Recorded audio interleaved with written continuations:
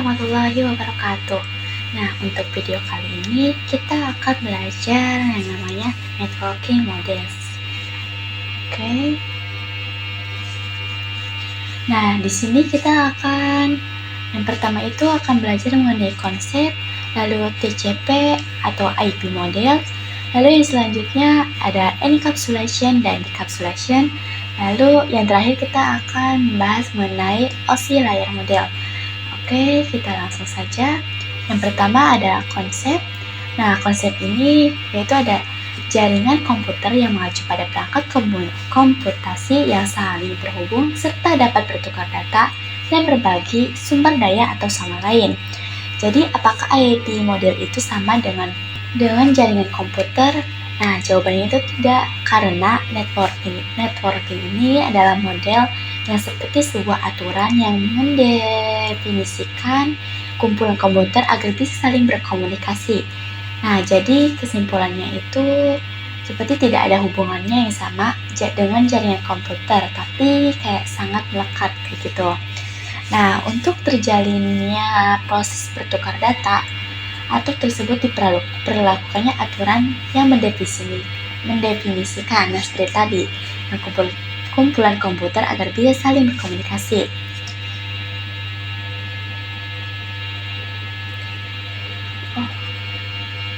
Nah, aturan ini tersebut itu disebut networking models. Jadi kayak bagaimana setiap founder dapat saling berkomunikasi dengan open standard network models yang tersedia. Nah, untuk saat ini open standard networking models itu yang tersedia terkenal ada dua, yaitu ada TCP models dan juga OSI. Nah, dan di sini terdapat tulisan OSI models yang ininya tuh International Organization for Standardization dari ISO. Lalu ada TCP model yang dibuatnya tuh oleh US Department of Defense atau DoD.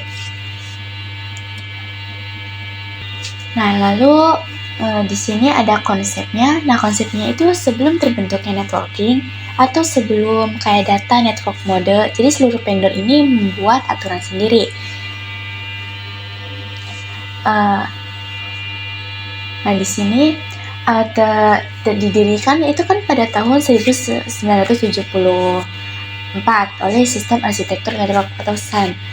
Nah, dari itu seluruh vendor tidak dapat saling berkomunikasi sebelum adanya aturan. Nah, jika sudah ada network model ini, seluruh vendor dapat berkomunikasi dikarenakan vendor tersebut memiliki aturan yang sama. Seperti contoh vendor 1 di sini TCP, lalu IBM, lalu dapat saling berkomunikasi dengan vendor 2. Oke. Lalu di sini ada TCP atau IP model. Nah, ini itu merupakan jenis networking yang saat ini sangat digunakan. Lalu IP model ini juga kayak mendefinisikan suatu protokol agar berbeda antar komputer utama yang saling berbeda dengan network yang agar bisa saling berkomunikasi. Nah, untuk membantu dalam memahami setiap network model ini dipecah menjadi dua. Yang ini seperti gambar ini menjadi dua bagian kecil yang disebut layer. Secara dokumentasi TCP model terdiri dari 4 layer. Nah, namun penerapan dari ini itu kayak dalam real networknya itu kayak untuk dibagi menjadi 5 layer. Nah, seperti yang original di sini ya, terdapat 4 layer. Nah, di sini saya akan membahas tentang TCP IP original terlebih dahulu. Nah, yang pertama ini di bawahnya ada network access, lalu dilanjut internet, transport, dan application. Nah, kita akan membahas mengenai application terlebih dahulu. Nah, oke, lanjut. Nah, di sini TCP atau IP application layer, kita akan membahas mengenai ini.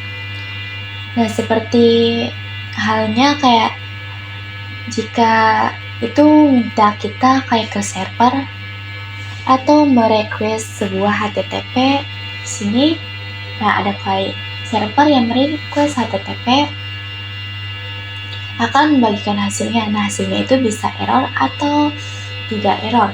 Nah, di sini berfungsi sebagai antarmuka dengan aplikasi. Contohnya service dan application layer seperti ada HTTP, PVV3, SMTP, IMAP, SS, dan sebagainya. Nah, HTTP juga digunakan ketika kita mengatur sebuah web server.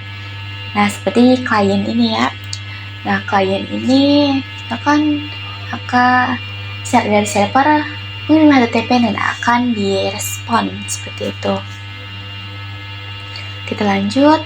Nah, di sini ada transport layer. Nah, fungsi dari transport layer ini untuk memberikan application layer atau transfer data. Nah, kenapa sih kayak kita bisa menggunakan TCP dan VTP? Nah, karena TCP itu lebih handal seperti itu ya, dan bisa digunakan untuk berbagai fungsi, kayak digunakan untuk IP karena di sini karena transport layer terbagi menjadi dua protokol yang sering digunakan, yaitu TCP dan UDP. Nah, lalu TCP juga digunakan untuk IP karena support error checking. Nah, UDP digunakan untuk video streaming, games, data, aplikasi lain yang membutuhkan kecepatan data. Nah, jadi di sini kan terdapat dua gambar. Nah, di sini ya, untuk web server ini itu untuk request ke browser. Nanti di browser ini akan memberikan informasi yaitu HTTP header. Oke, ke sini HTTP header ini yaitu kayak untuk memberikan HTTP header dan juga TCP header seperti itu ya. Namun jadi kayak tidak bisa langsung untuk mengakses dikarenakan itu karena misalkan ada dari kesalahan jaringan atau error lainnya. Kan seperti kita kayak untuk mencari ke web itu pasti sering error. Nah, itu karena misalkan ada gangguan dari jaringannya atau sebagainya. Oke, kita lanjut ke TCP/IP network layer. Nah, di sini tuh terdapat satu contoh yaitu IP. Nah, IP itu menyediakan dua fitur yang sangat penting, yaitu addressing dan juga routing. Nah, fungsinya itu untuk apa sih? Jadi fungsinya itu untuk menangani konektivitas dan pemilihan jalur. Nah, setiap perangkat jaringan itu memerlukan yang namanya address yang unik. Sebagai addressing merupakan IP address yang perangkat itu sendiri. Lalu routing itu seperti sebuah fitur yang disediakan oleh IP di bagian network yang gunanya untuk mengatur lalu lintas data yang akan dikirimkan ke addressing tujuan. Nah, jadi di sini ada contohnya ya.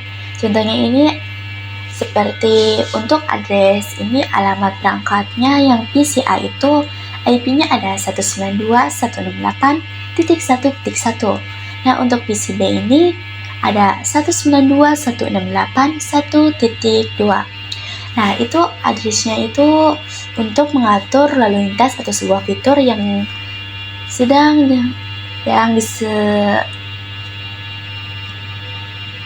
disedangkan oleh IP-nya. Nah, jadi IP-nya ini untuk diatur untuk menghubungkan ke perangkat lain seperti ini. Jadi kayak PCA akan saling terhubung ke PCB melewati jalur yang sama, kayak IP melanjut ke IP-nya seperti itulah ya. Oke, kita lanjut. Nah, di sini juga IP digunakan untuk komunikasi antar perangkat jaringan. Nah, terdapat dua jenis IP address, IPv4 dan juga IPv6. Nah, untuk IPv4